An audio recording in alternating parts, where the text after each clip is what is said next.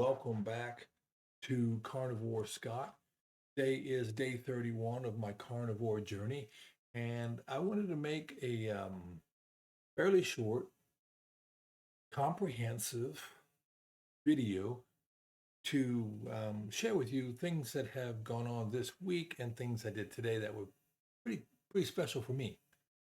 So again, first and foremost, I want to thank you all for coming along and joining me. And if you are not yet subscribed, I'd appreciate if you would subscribe. Of course, hit the like and go ahead and put some comments in. Give me some feedback, and let's work on all this together.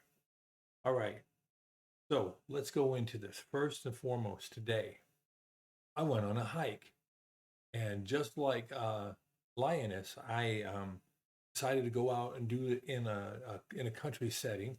So we have a local trail system here near Huntsville and in Huntsville, and I'm going to show you a picture. Here's a picture right now of the trail I did today. It's called a Burret on the Mountain, and it was a mile, but it had a very steep descent, a nice flat area, and of course a rather steep ascent. And I'm gonna put some videos here that will run concurrent with me. But it was a lot of fun. If like exercise, I did realize that I was very smart to take my little walking stick with me because going downhill and down steps is a much more challenging than going up. I mean, going up was tiring, but I didn't fear for losing my footing. So I had that little walking stick and I stab it in the ground and make sure I didn't overextend myself because I don't think too many of those steps were OSHA compliant. Anyhow, as you can tell, there's some really beautiful things, and they had this great big cross there. And you just know I'm going to stop at the cross, I'm going to pray, and then take some pictures. So you can see that picture there too. Now, in that whole time, it's 1 mile. We did it in 25 minutes. The 1 mile was not a cakewalk 4 laps around a level playing field. It was over rocky terrain. Saw a couple springs, there's an old coal mine, and lots of trees. So it was a lot of fun. The next thing I'd like to do is I'd like to run through a comprehensive list of numbers to show what I did this week, because now that I've been in it for a month, this last week was my fourth week. I wanted to get a comprehensive list of what I did, and well, I only get a part. That being is I use my phone to do most of my tracking, and I don't carry my phone all the time. Like when I was working on the pavilion, going up and down ladders and going back and forth from the house to the garage, the house to the garage, I didn't keep my phone on me all the time. So these aren't all my steps. This isn't everything I did, but this is everything that my phone recorded. So without further ado, let's take a look. It looks like I walked 6 miles this week. I did over 300 meters of swimming. I did over 25,829 steps. That's a minimum. And I did 9.5 hours of activity. Again, that's just what my phone recorded. That was only Monday through Saturday. So next week, as I endeavor to do more and more, I mean, we cleaned out a garage. This coming week, I'm going to make some more room in my garage. I've had a table up against a wall now for the better part of 8 years, and we're going to donate that, and it's going to go out to helping an organization that uses a Christian-based process and way of living and thinking to help people who have fallen victim to substance abuse and have subsequently been sentenced to prison time. And so anything I can do to help, and like this pool table sitting there doing nothing but collecting dust, it's out of here. Next thing I want to talk about, NSV, my favorite.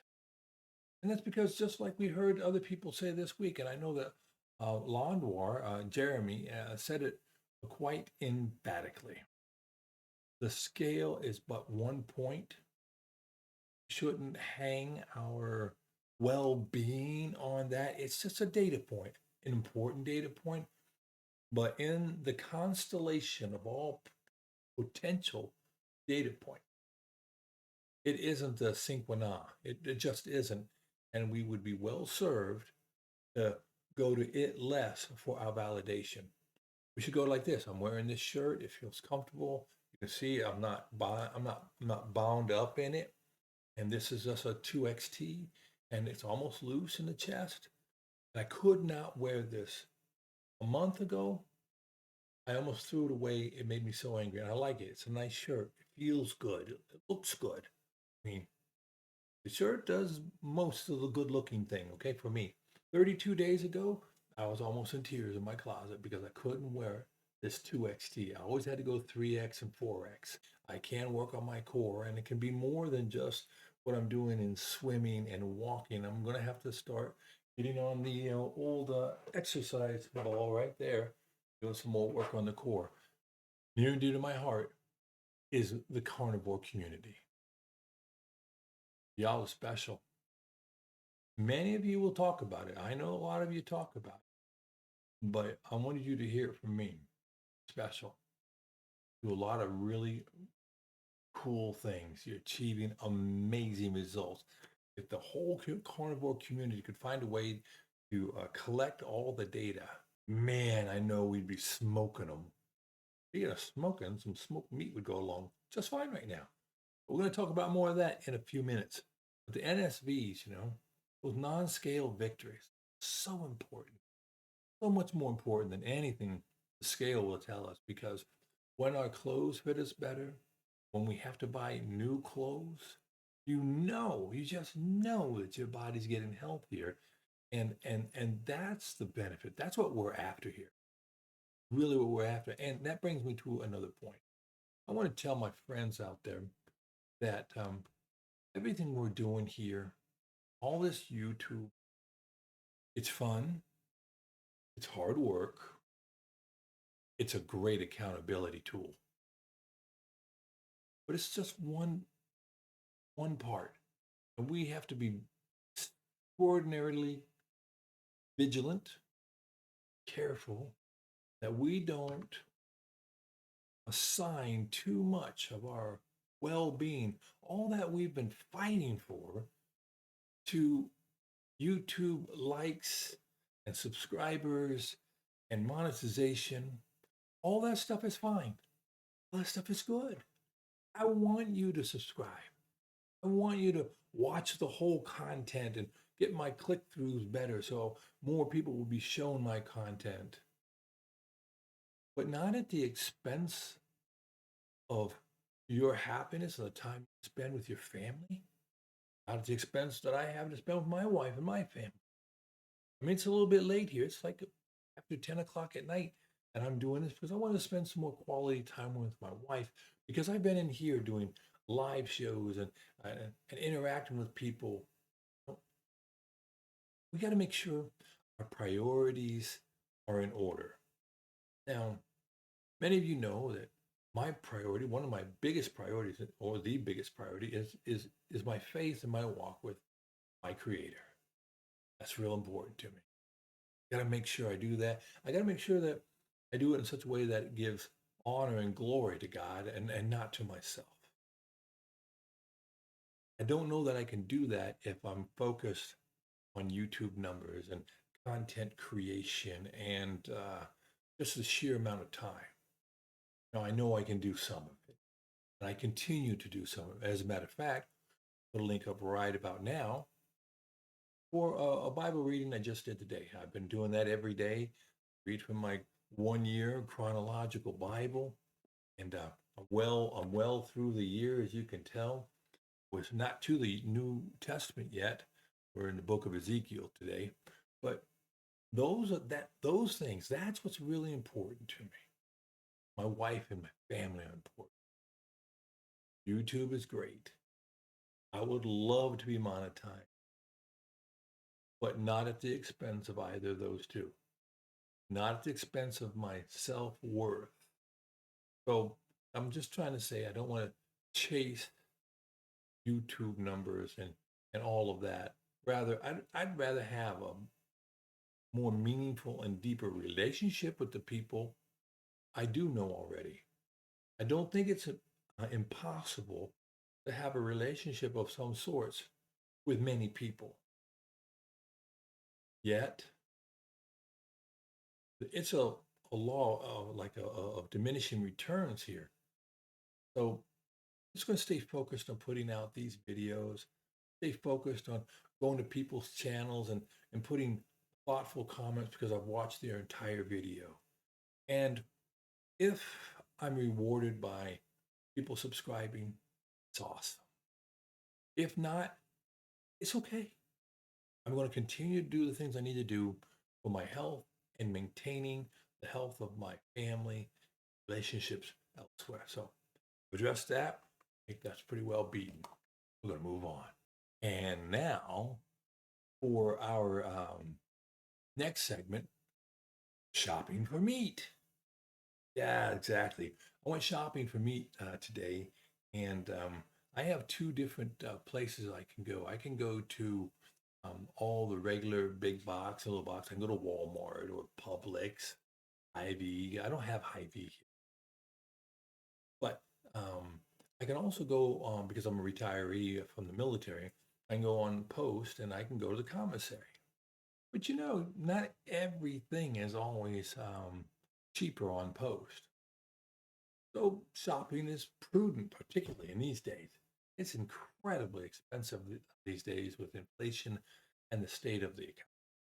So shopping is a prudent thing to do. I saw some carnivore couple, I want to say, or no, it was another couple out of Nebraska, Go Big Red, and they did some comparison shopping at Walmart and Costco. I, I thought, hey, got a Costco membership. Let's go check it out. It was on our way to do some other things. Went through there, and now you'll see some video playing of me going down the meat aisle and just eyeballing the meat and getting a good eye on the prices. And one of the things that happened was, well, the manager came out and he kind of stood next to me, kind of fiddling with the meat. And hey, can I help you? I said, absolutely. And maybe I'll have some video of that right here. But he's telling me about the different cuts, and he's been in the business for 23 years as a butcher, and he's done all the things from the hanging meat to what we see in the box. And he said at Costco, they don't cut much of their meat for the marketing cuts, like chuck eye steak. What he said was, no, we just get the chuck roasts and we start wackadoodling the chuck roast.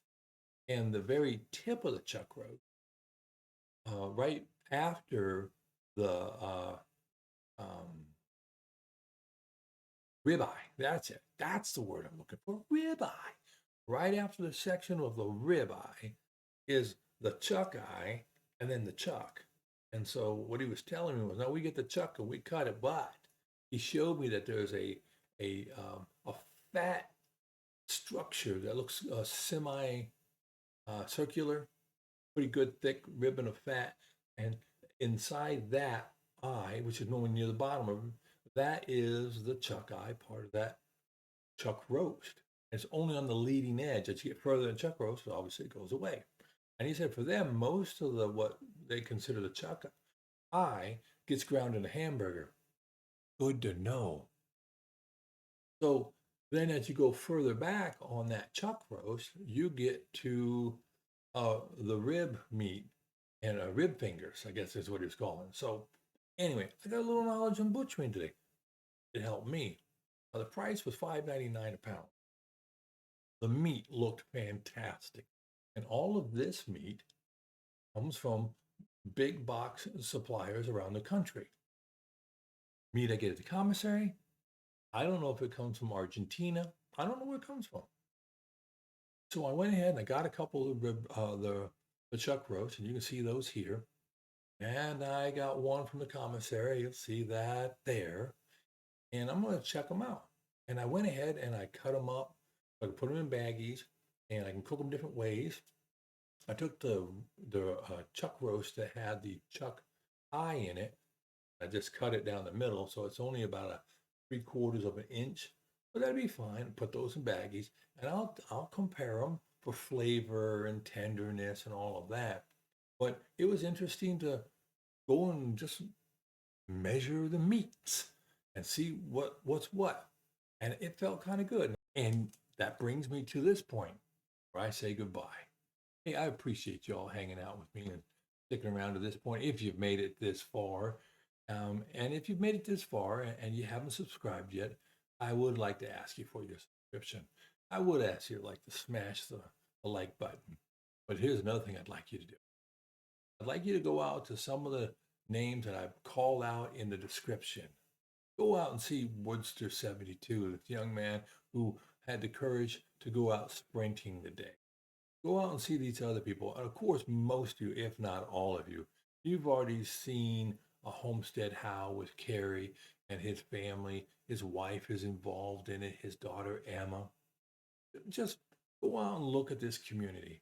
And if you're considering taking a new step in taking control over your health, take a look at the carnivore community.